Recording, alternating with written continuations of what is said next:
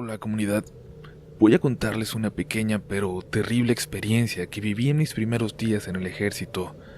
Aquella primera vez que me tocaba realmente salir al campo a una misión que sí consideraba peligrosa. Quien les diga que no siente que algo tiembla dentro de él cuando está encaminándose a arriesgar la vida en una misión, sinceramente, creo que les está mintiendo. Aquella era mi primera vez y yo iba muerto de miedo. Nos alejábamos de la base y nos adentrábamos en la sierra, donde semanas antes se habían destruido sembradíos ilegales.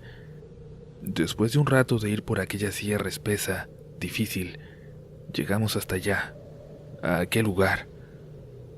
Para nuestra sorpresa, no solo estaban aquellos terrenos utilizados para la siembra, acompañados de alguna casucha. No, estaban cercados por una edificación muy grande, casi parecía colonial. Lo primero que hice fue preguntarme cómo se lograba construir algo de esa magnitud en un terreno como ese, pero pronto me olvidé de aquellas preguntas al empezar a peinar la zona.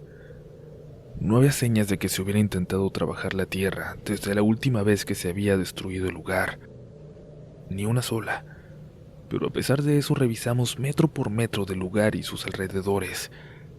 No sé si fueron algunos compañeros o gente de las cercanías, pastores, los que habían reportado tal movimiento.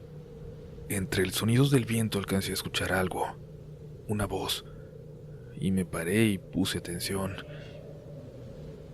«¡Hey! Adelante, adelante, sin detenerse», me dijo un compañero a unos metros. Pero entonces aquel sonido se escuchó más claro, a nuestras espaldas, y él se detuvo también.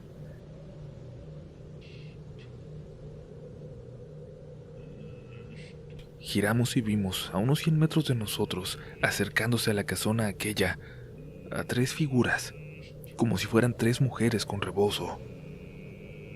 Se metieron a la casa a unos cuantos metros desde donde estaban unos compañeros, pero parecieron haberlas ignorado.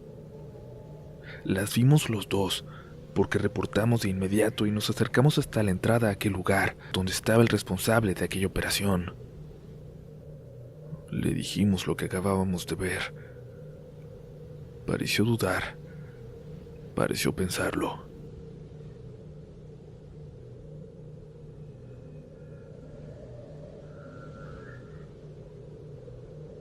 La voz, o aquel sonido extraño, se volvió a escuchar, proveniente de allá adentro, pero ahora estaba ahí, frente a nosotros, proveniente de la oscuridad de aquella casa. El superior pareció lamentarse y a regañadientes ordenó que entráramos, mientras él daba unos pasos hacia atrás y encendía un cigarro. Tuve desconfianza por un momento. Aquello me parecía muy extraño, pero me enseñaron a obedecer, no a cuestionar las indicaciones de mis superiores. Así que entré. Di unos pasos en esa oscuridad total, como si no estuviera muriendo de miedo. Barrimos aquel lugar en unos cuantos minutos, de arriba a abajo, iluminando cada rincón oscuro, cada habitación, cada esquina, cada lugar donde alguien pudiera haberse escondido. Pero solo encontramos una cosa, solo encontramos algo, en el último cuarto, con una pequeña ventana alta que daba hacia los sembradíos. Esa habitación estaba llena de símbolos, símbolos pintados en las paredes, y apestaba horrible como a drenaje. Entramos un compañero y yo, pero enseguida nos dijeron que nos saliéramos de ahí. Salimos anunciando que no habíamos encontrado a nadie, y el superior nos hizo una seña con la mano, como si ya estuviera esperando aquella respuesta, y empezamos a prepararnos para el regreso.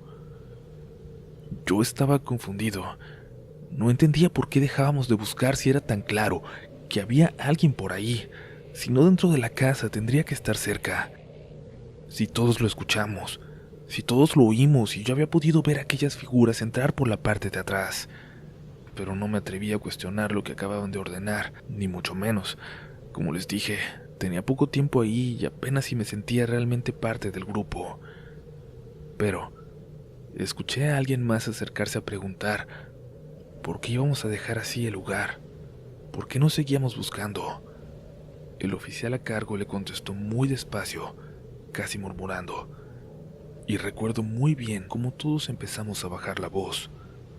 Todos queríamos escuchar sin que se diera cuenta de que estábamos de chismosos.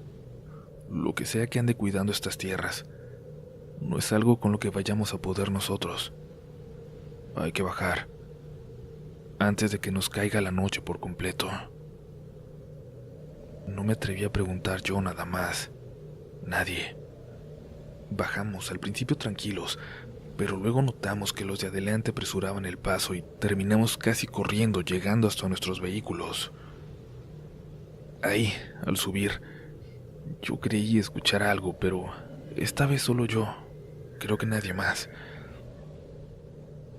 Creí escuchar aquella voz que todos oímos dentro de la casa, pero cerca de nosotros, como si nos hubiera seguido hasta allá, confirmando que nos íbamos.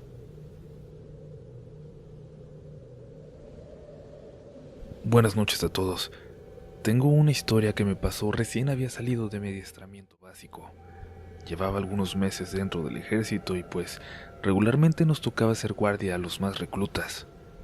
La guardia se divide en 3 turnos de 5 horas en la mañana y de 3 horas en la noche, siendo el más pesado el turno de en medio, también llamado el turno de las brujas o de la llorona, por el horario de 12 a 3 de la mañana. Ese día anduvimos más movidos de lo normal debido a que habría supervisión del alto mando. Pertenecía a una unidad acantonada en la Ciudad de México, en el campo 1A, y este tipo de supervisiones son muy comunes ahí. Para cuando llegó la noche yo me sentía en extremo cansado, y para colmo, me tocaba el turno de la llorona, el turno más odiado ya que casi no duermes. Esto debido a que el sueño te vence por ahí de las 11, y para las 12 ya te debes despertar, desmontar a las 3 y a las 5 se levante. En el medio militar se cuentan muchas chiludas, que es la manera en que llaman a los cuentos, anécdotas, a los chismes, etc., de los cuales mi unidad tenía muchos, sobre todo del ámbito sobrenatural. Yo nunca los creía, pensaba que eran cuentos para mantener a los reclutas despiertos y no se abandonaran en su servicio de guardia. De entre todas esas historias, había una justamente en el lugar que me tocaba esa noche, acerca de una niña que murió cerca de ahí. Llegó la hora y me dispuse a tomar mi arma y mi casco, y salimos todos acompañados del cabo de turno, que es quien reparte los destinos y asimismo lleva al personal a cada uno de los puntos. Una vez que llegué al que me tocó, que es donde se guardaba el armamento, me puse a caminar y a matar el tiempo. El turno transcurría sin novedad. Al faltar una hora para que terminara, me puse a jugar en mi teléfono el jueguito de dulces que estaba de moda. Me senté en unos escalones, coloqué mi casco recargado y mi arma entre mis piernas, y así pasaron alrededor de 15 minutos, cuando comencé a sentir mucho sueño. Creo por el esfuerzo de todo el día y en parte por lo desgastante del turno, me quedé dormido. No sentí cómo ni en qué momento. Despiértate, que ahí viene del cuartel. De la nada escuché una voz cerca de mi oído. Intenté reincorporarme y no pude. No me sentía en mi cuerpo. No sé cómo explicarlo. Tenía mi cabeza agachada por la posición en que me quedé dormido con la vista hacia el suelo y no la podía levantar. De repente escuché de nuevo la misma voz, diciendo: ¿Con qué no te importa, recluta? Ahora vas a ver. Entonces, miré un par de botas muy sucias y viejas, cómo se acercaban, y el pantalón que pude ver era un uniforme muy amarillo de otro patrón, no el camuflajeado que se usaba en ese tiempo. Yo estaba intentando despertarme, no por miedo a esta cosa, sino por temor a que en verdad llegara un superior y me encontrara dormido, y de pronto escuché que alguien silbaba una canción muy viejita, como de la época de Pedro Infante o de Jorge Negrete. Vi cómo las botas se colocaban al lado mío, al lado de las mías, y de la nada sentí un dolor inmenso en la cabeza y pude reaccionar. Me faltaba el aire y veía borroso, pero pude notar una luz a lo lejos. Era el del siguiente turno que ya venía a relevarme. Al llegar a mi puesto, el cabo de ese turno me preguntó si me estaba quedando dormido y le respondí que no, pero yo me sentía muy cansado y con una tristeza muy grande. No puedo explicarlo. Yo nunca fui muy unido a mi familia, pero de repente, en aquel momento, me llegó un sentimiento de extrañarlos, de querer regresarme a mi casa. De regreso rumbo a los dormitorios, el sargento comandante de la guardia me preguntó que qué traía, que no estuviera pensando en desertar. Le dije que no, que todo estaba bien, pero inmediatamente me dijo: «Lo viste, ¿verdad? ¿Viste a don Genaro?». Le pregunté que a quién se refería y me dijo que don Genaro era el sargento que murió ahí en la guardia, que aún le gusta dar rondines y espantar a los que están dormidos. «Mira», me dijo, «para mañana antes de desmontes, vas a la última cama y le dices que aceptas el regaño y que no volverá a pasar. Te persinas y le dices que tenga un buen día. Hazlo, o no te va a dejar en paz». Yo estaba escéptico, pero de todas formas le dije que sí, y le platiqué eso a uno de mis amigos y me dijo que era cierto, que a su hermano lo bajó una vez de aquella cama que mencionaba el sargento, y que por eso siempre estaba vacía. Al otro día muy temprano, cuando no había nadie, me acerqué a la cama y dije lo que me había mencionado el sargento. ¿Verdad o mentira? Lo hice, porque uno nunca sabe. No está de más llevarla tranquila, con ese tipo de energías. Comunidad, les recordamos que nos pueden ayudar dándonos pulgar arriba en este video, son gratis y nos ayudan muchísimo. Y pues claro, si gustan, si se sienten súper generosos, compartan este contenido con más personas para hacer que cada vez sea más grande esta comunidad. Tenemos una historia más, estás escuchando Relatos de la Noche.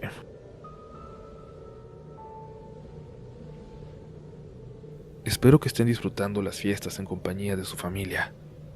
A mí me toca trabajar, y no queda más que seguir cumpliendo la misión que se nos encomendó. En esta ocasión les platicaré algo que nos pasó a mí y a dos compañeros en un destacamento ubicado cerca de Huauchinango, Puebla, en una planta de rebombeo. Sé el nombre de la localidad y del lugar, pero por razones de seguridad lo voy a omitir. Ahí los turnos eran un poco más amplios y de más personal. A mí me tocaba estar en las cámaras de seguridad junto con un compañero. A unos metros montaba otro, y uno más en la retaguardia. Básicamente era todo el turno apostado ahí y por el clima, la mayor parte del tiempo la pasábamos juntos. Esa noche me tocó el turno que comenzaba a las 9 y concluía pasada la 1 de la mañana. Me encontraba checando mi celular, platicando con la que en aquel entonces era mi novia, cuando mi compañero, el que montaba junto a mí, me advirtió sobre una camioneta que se aproximaba a nuestra ubicación. Enseguida tomé el radio para alertar al compañero que se encontraba en retaguardia, y simplemente vimos cómo la camioneta pasó de largo y se estacionó unos metros pasando la planta, cerca de una antena de teléfonos. Parecía no tener importancia.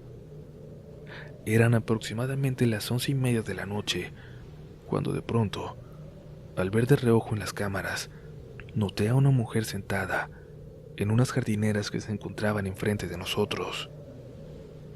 Le comenté a mi compañero, y él se ofreció a salir a preguntarle si necesitaba algo. Pero yo, al tener el mando de ese turno, me vi en la obligación de salir junto a él, y también fue el compañero que estaba más próximo a nosotros.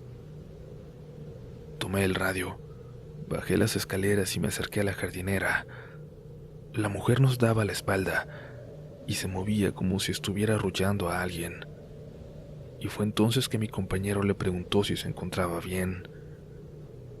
La mujer giró la cabeza pegando su quijada en el hombro y nos dijo que sí.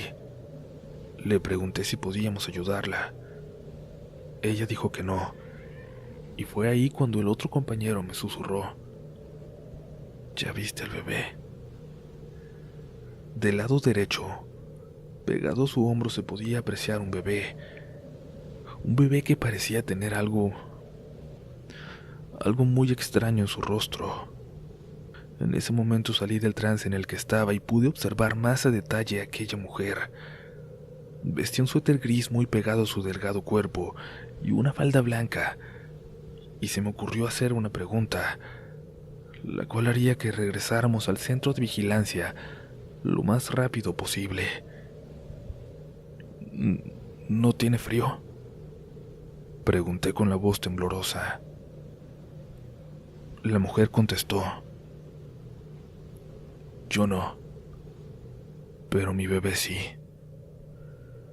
Vimos cómo aquel bebé nos miraba fijamente, hasta con una extraña, muy extraña sonrisa que nos hizo retroceder.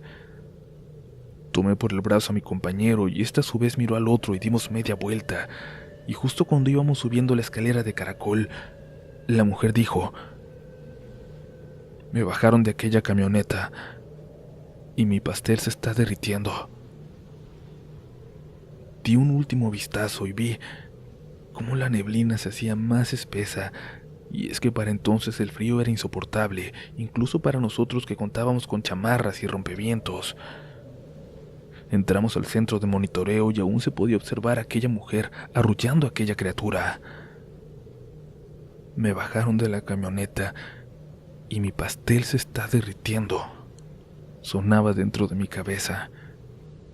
Tenía hasta temor de voltear a ver los monitores y de ver a aquella mujer ahí en el frío. Comencé a sentir una mezcla de lástima y de preocupación cuando por fin volteé hacia los monitores y pude observar a la mujer ya incorporada, ya sin aquel bebé, mirando fijamente hacia nosotros. Entonces me percaté de que su falda ondulaba por el viento y que en donde debían estar sus pies no había nada. Le dije a mi compañero que volteara a ver el monitor y él me confirmó que veía a la mujer. Por el radio, le dije al que se encontraba afuera: ¿puedes ver a la mujer?